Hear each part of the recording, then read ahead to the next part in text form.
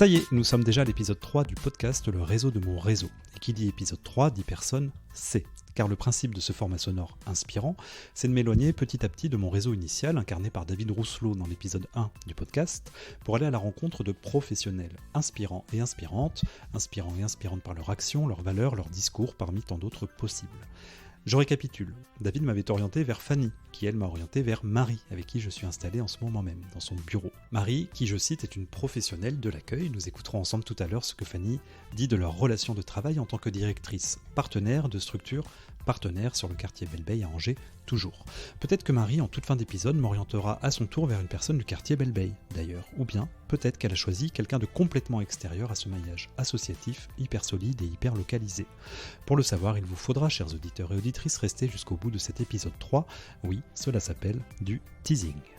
En attendant, vous allez avoir l'occasion d'écouter Marie Sauvêtre, donc, qui va nous présenter son parcours ainsi que l'association Fil à linge dont elle est la directrice. Marie nous partagera également sa vision du réseau avant de nous présenter enfin sa personne D. Tout est dit, je crois. Bonjour Marie, merci d'accueillir les micros du réseau de mon réseau. Je te propose pour commencer de te présenter en quelques mots à nos auditeurs et auditrices. Bonjour Vincent, merci de cet accueil, merci de m'avoir invité et petit clin d'œil à Fanny, voilà, qui m'a également donc invitée. Donc je m'appelle Marie Sauvêtre, je suis à l'aube de mes 40 ans et donc je travaille pour l'association Fil à linge, structure qui existe depuis 32 ans sur le quartier de Belle-Beille. Structure effectivement d'accueil avant tout, qui comporte une laverie solidaire, un espace de vie sociale, ça veut dire un lieu où les habitants peuvent eux-mêmes créer leurs activités autour de bricolage, de la cuisine, de la couture, du tricot, de toutes les actions que les habitants ont envie de faire et de partager ensemble. Et puis, depuis quelques années, nous proposons également des actions d'accompagnement professionnel pour toute personne qui a envie de retrouver un projet professionnel ou de formation. Et puis, comme son nom l'indique, fil à linge en un seul mot, qui signifie le fil qui relie les uns aux autres. Oui. Ça, c'est toute l'origine de fil à linge il y a plus de 32 ans. Et donc, c'est une laverie où donc à la fois les personnes peuvent venir laver leur linge. Et puis, on utilise aussi cette laverie comme support d'emploi pour les personnes que nous accompagnons. Donc, nous accueillons et accompagnons 10 salariés en contrat unique d'insertion à temps réduit, de 10 heures par semaine, qui leur permet d'avoir une première expérience professionnelle, une reprise de confiance en soi, des développements de compétences et qui permettent, après, qu'elles puissent vivre d'autres horizons professionnels. Voilà pour Fil à linge. Et puis moi, donc, je suis la directrice Tu fais les transitions toi-même, c'est génial. Je n'ai rien à faire. De ce lieu depuis... je dirais depuis 15 ans, voilà, au 1er avril. Ce n'était pas un poisson d'avril pour moi, donc ça fera 15 ans que j'ai la chance de pouvoir diriger donc, cette structure avec une équipe de bénévoles extraordinaires. Et que dire également de mon équipe, on est composé de 5 salariés permanents qui, elles aussi, sont des professionnels investis, lumineuses et extrêmement compétentes chacune dans leur mission, parce que le fil qui relie les uns aux autres, c'est aussi des professionnels justement très investis et très professionnels sur l'ensemble des missions pour faire en sorte que Fil à linge réponde aux besoins des personnes sur le quartier. Et on parlait de la haute valeur humaine de ce lieu en se présentant là, puisqu'on se rencontre pour la première fois aujourd'hui. C'est d'abord l'humain et ensuite le travail, ensuite le cadre. Je ne sais pas si je le résume bien. Est-ce que tu peux le redire à ta manière ? Ce sera beaucoup plus clair. Alors, je ne sais pas si c'est beaucoup plus clair parce que c'est toujours des visions qui sont toujours très subjectives. Je dirais qu'avant tout, c'est une structure en fait qui permet à chaque personne de trouver une place. Une place en tant qu'adhérent, une place en tant que bénévole, une place de passage. Mais en tout cas, que chaque personne qui passe dans notre structure puisse être prise en compte, prise dans ce qu'elle est. Et ensuite, c'est elle qui dessine ce qu'elle a envie de vivre en fait avec la structure. Et ce qui est hyper important aussi, c'est que c'est pas que Fil à linge qui apporte, c'est-à-dire vraiment c'est une question de réciprocité. Et c'est ça, peut-être la valeur ajoutée de nos structures, parce que Fil à linge n'a pas le monopole de cette, du tout de cette façon, non, de cette façon d'agir. On est beaucoup de structures de l'animation à la vie locale ou de structures d'insertion par l'activité économique à être dans la promotion en fait de cette réciprocité. Et c'est aussi par cet intermédiaire-là que les personnes disent oui, bien sûr qu'on nous aussi on apporte. On peut tous apporter et on apprend déjà tous les jours. C'est plutôt dans ces valeurs, parce que les grandes phrases, les grands mots comme la dignité humaine, etc. Bon, on peut en parler, c'est pas un souci, mais je trouve que ça manque un petit peu de corps et de consistance de manière très pratico-pratique. D'ailleurs, Fil à linge, c'est une association pratico-pratique au sens où on est dans l'action, on est peu effectivement dans les mots, dans les grandes phrases. Voilà, on agit au quotidien, parfois dans la lumière, souvent dans l'ombre, souvent notamment sur le travail des mains bénévoles qui sont souvent oubliées pour tout un tas de raisons. Et puis je pense aussi à d'autres métiers aussi dont on ne sont pas assez mis en lumière, pour plein de raisons diverses et variées. Et là, l'idée, il n'est pas d'être dans quelque chose de péjoratif, bien au contraire, parce que l'émission que tu proposes, elle est justement très lumineuse, très inspirante. Et je renouvelle mes remerciements d'avoir l'occasion, effectivement, de parler de notre travail du quotidien, qui est tout simplement être dans cet accueil de l'individualité, de la prise en compte de chacun, et puis de les accompagner, soit dans des projets, dans des initiatives, dans des sorties, ou alors dans des choses effectivement plus liées au quotidien, sur l'accès aux droits, parce que on n'a pas tous les mêmes chances, les mêmes accès en termes d'outils informatiques notamment. Parfois, on a besoin juste de déposer ses valises au sens propre comme au sens figuré, soit parce qu'on a besoin de laver son linge, mais soit aussi parce que au sens figuré, on a juste besoin de dire oh là aujourd'hui ça va ou ça va pas. Et puis il y a un petit écoute, il y a un petit café, et puis après on repart. Et puis parfois, on est aussi dans quelque chose de plus formalisé, avec de l'accompagnement professionnel, où là, on met aussi en valeur ce que les gens savent faire, et puis on est aussi d'être dans l'apprentissage, notamment sur l'entretien du linge. Est-ce qu'éventuellement tu peux nous présenter ton parcours ? Qu'est-ce que tu as fait avant pour arriver il y a 15 ans donc, à la direction de Fil à linge ? Donc moi je suis de formation travailleur social, donc j'ai fait un diplôme d'état de conseillère en économie sociale et familiale, pas très loin, juste derrière au campus universitaire social de Belle-Beille. Donc je ne savais pas que j'allais atterrir après professionnellement pendant 15 années donc, au Fil à linge, comme quoi c'est le hasard. J'ai commencé ma vie professionnelle plutôt dans le champ du handicap, dans une structure d'accueil et d'hébergement de personnes en situation de handicap, mais qui avaient subi plutôt des traumatismes crâniens. Donc là, l'idée, effectivement, on était sur des étapes de reconstruction face en fait à du handicap qui était acquis et non inné. Et puis j'ai travaillé également dans des centres d'hébergement et de réinsertion sociale, donc à Angers et à Cholet, donc plutôt auprès de femmes victimes de violences conjugales. Donc là, le travail en équipe était vraiment sur un accueil d'urgence, sur un accueil aussi de reconstruction, mais autre, et d'accompagnement vers l'avenir, et d'accompagnement aussi sur le volet du logement. J'ai également enseigné dans un lycée professionnel, donc auprès de 4e, 3e sur des orientations professionnelles, et puis des CAPA et BEPA, plutôt service à la personne. Donc une expérience professionnelle courte, mais aussi enrichissante sur le volet de l'enseignement. Et puis, j'ai également travaillé au sein d'une collectivité territoriale où là, j'étais coordinatrice du service insertion sur le dispositif, en fait, RMI. Donc, ça ne nous rajeunit pas. On était à l'aube de la bascule entre le RMI et le RSA pour les plus jeunes auditeurs. Voilà.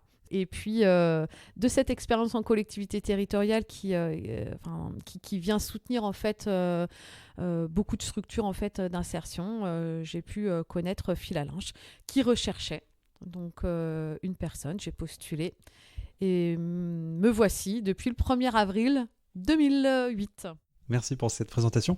Donc, tu as un parcours très riche, très, très varié en termes de missions, en termes de responsabilités, en termes de rencontres, des publics accompagnés, puis aussi d'autres professionnels. Justement, ça fait une transition toute trouvée. Comment est-ce que toi, aujourd'hui, du haut de ta grande expérience à Fil à linge et antérieure à Fil à linge, comment est-ce que tu vois cette notion de réseau ? C'est quoi un réseau pour toi ? Et comment on le fait vivre de manière nourrissante et de manière pertinente ? Je vais répondre à ta question par une autre question, plutôt de dire c'est quoi un réseau. J'irais déjà de se dire pourquoi on fait réseau. Et pourquoi on fait réseau, c'est pour faire lien. Et je l'ai dit tout à l'heure, là effectivement on met en lumière la structure Fil à linge, mais il y en a beaucoup de structures et beaucoup de personnes qui composent ces structures, et seul en fait on n'est pas grand chose, et c'est hyper important justement de ne pas vivre en vase clos, être sur j'ai envie de dire la monopolisation d'un public. Voilà, on a à travailler ensemble parce qu'on a tous des richesses, des compétences en fait différentes. Alors c'est vrai que par essence même, sur Belle Bay, c'est un terreau du partenariat assez formidable. Vous l'avez certainement écouté à travers David et puis Fanny, donc autour de l'Arceau et puis de Resto Troc, qui sont deux structures associatives différentes et complémentaires. Et voilà, dans le complément, c'est à un moment donné... comment on va travailler ensemble sur des projets, comment ça va faire sens, comment ça va créer aussi une dynamique extraordinaire en fait pour la vie d'un quartier. Et puis au-delà, j'ai envie de dire, du réseau au sein de la vie d'un quartier, ce que ça peut apporter pour les habitants, c'est aussi une grande richesse et une grande ressource pour les habitants du territoire. Et quand j'ai pu entendre les différents reportages auparavant, là, je me suis revue en fait il y a 15 ans, et moi aussi j'ai été accueillie par Yves, par Dominique, qui peut-être feront partie de ta grande aventure, qui était dans cette bienveillance et en fait cet accueil. Et si on n'est pas accueilli, après c'est plus difficile en fait de faire correctement en fait son travail. Donc il est là le vrai sens, je pense, un petit peu du réseau. Et puis après, c'est aussi réseau pour proposer des fois des actions, et puis des fois se battre aussi pour des causes justes, enfin qui nous semblent justes en tout cas. Et on est beaucoup plus fort quand on parle d'une seule et même voix avec plusieurs structures. Voilà. Et je pense que Fil à linge, comme d'autres, on est vraiment dans cette dynamique-là, et les projets et le projet social que tu regardes, je vois depuis, depuis tout à l'heure, qui est accroché sur mon bureau, et vraiment le reflet justement de l'ensemble des activités de Fil à linge pour le quartier, avec le quartier avant tout. Et tu parlais de la notion d'accueil. Il y a le projet social de Fil à linge 2023-2026 qui est donc affiché au mur derrière toi, avec une petite phrase qui en dit long, une petite graine qu'on sème et qui grandit. Et c'est sûrement comme la notion de confiance, difficile de faire confiance si on ne m'a pas fait confiance, difficile de bien accueillir si on ne m'a pas bien accueilli, et tu parles des personnes qui t'ont bien accueilli. Et justement, encore une transition toute trouvée. Nous allons écouter Fanny, qui du coup a parlé justement de ta capacité d'accueil quand elle est arrivée. Donc Fanny, c'est la directrice de Resto Troc qui m'a orienté vers toi. Voilà comment est-ce qu'elle a vécu les choses. Nous l'écoutons tout de suite. Alors Marie, elle m'inspire parce que donc moi, quand je suis arrivée il y a 5 ans, je ne connaissais rien du territoire. Marie, c'est une des premières personnes que j'ai souhaité rencontrer et qui m'a ouvert la porte, bien évidemment, avec grand plaisir. Elle a pu être très soutenante sur comprendre les dynamiques du quartier, comprendre dans quoi je mettais les pieds aussi. Et de ça, en fait, de cet accueil, parce que c'est une professionnelle de l'accueil, on va dire ça comme ça, de cet accueil a généré vraiment une émulation professionnelle vraiment très riche. prendre le temps de l'écoute, l'accueil, repérer des situations. Enfin, c'est, je pense, qu'elle qui m'a quand même apporté énormément de choses. C'est bien aussi de pouvoir se poser des fois avec d'autres personnes qui ont des postes aussi couteau suisse que moi et avec des difficultés qu'on rencontre. Il y a des échanges aussi de contacts, de partenaires. Enfin, moi, si je dois présenter Resto Troc, quelque part, va s'enchaîner derrière la présentation de fil à linge. Je pense pouvoir parler de fil à linge, peut-être pas aussi bien que Marie parlait de Resto Troc, mais c'est normal, elle est beaucoup plus forte que moi. Mais voilà, il y a ce lien fort et on peut avoir tendance, même si c'est un peu un contresens, mais à s'isoler quand on est sur des postes de direction, à être submergé par le dossier qu'il faut rendre, la deadline de machin, les injonctions paradoxales des uns et des autres, enfin bref, quelques petites galères quand même de temps en temps. Et d'avoir Marie, enfin moi si j'ai une question, je l'appelle Marie, au fait, c'est quoi là, comment tu fais toi? Et donc voilà, d'être sur vraiment de l'entraide, je dirais, au-delà même du réseau, de l'entraide.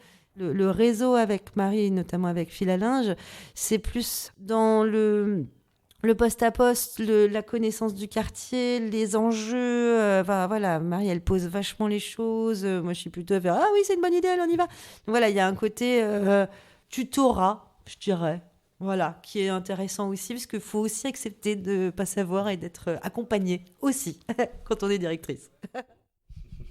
On finit sur le rire de Fanny, le rire communicatif de Fanny, donc qui m'avait accueilli pour l'épisode 2. Voilà. Je te laisse réagir en quelques mots à ce qu'elle dit de votre relation, de votre partenariat. C'est toujours touchant d'entendre parler de soi dans la bouche de quelqu'un d'autre.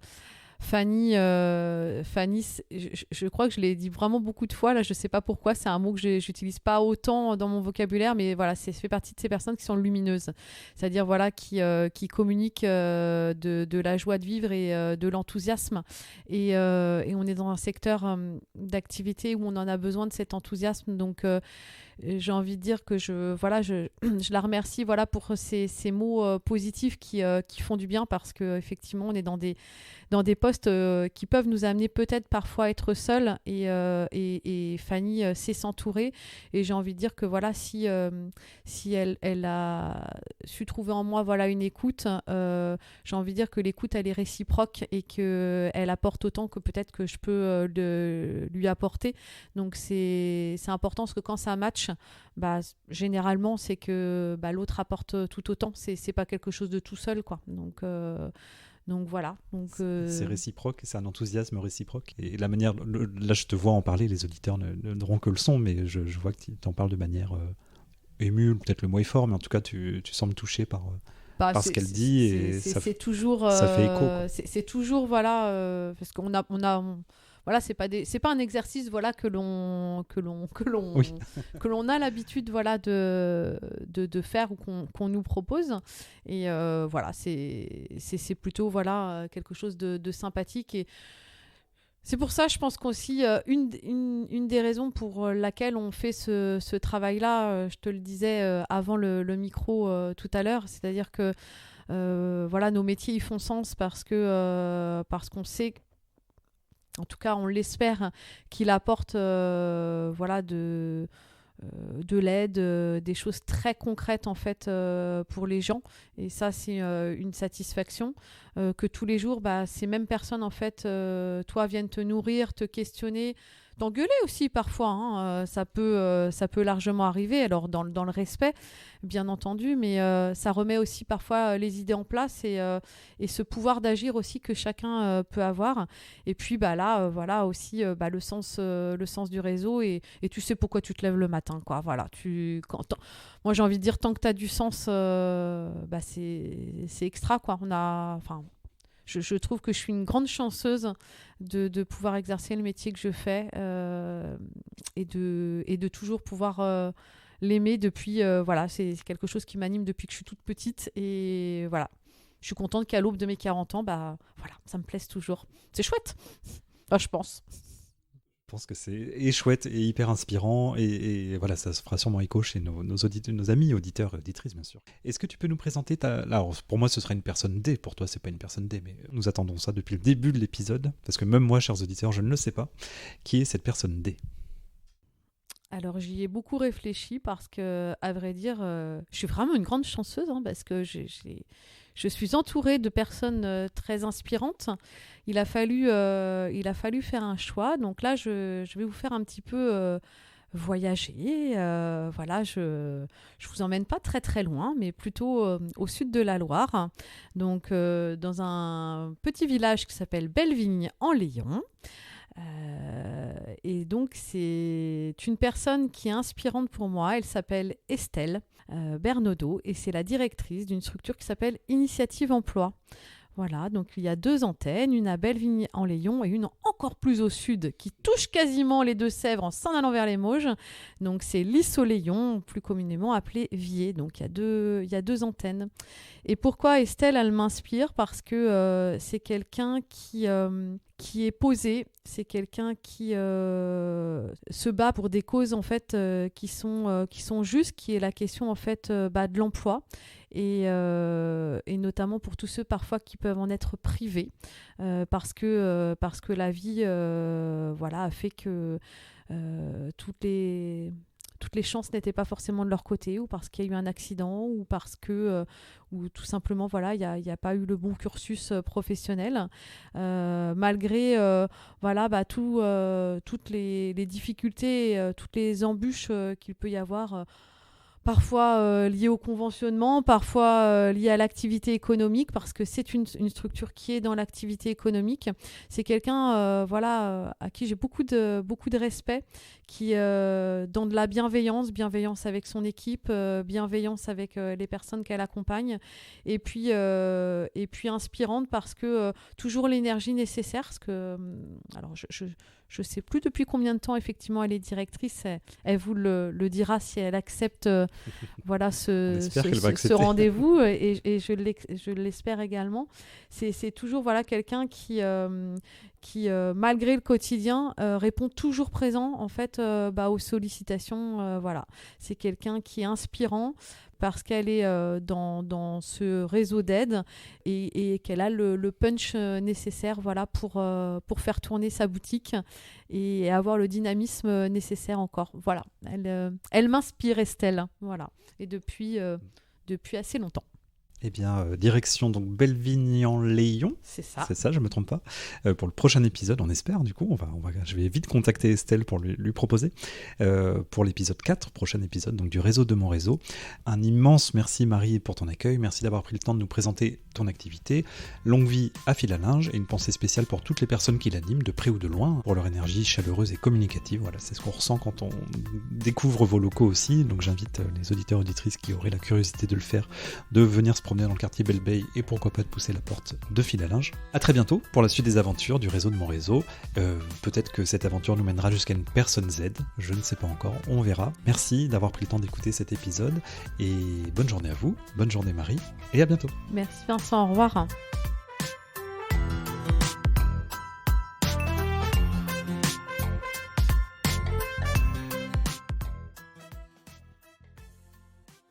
Une production Parole et compagnie.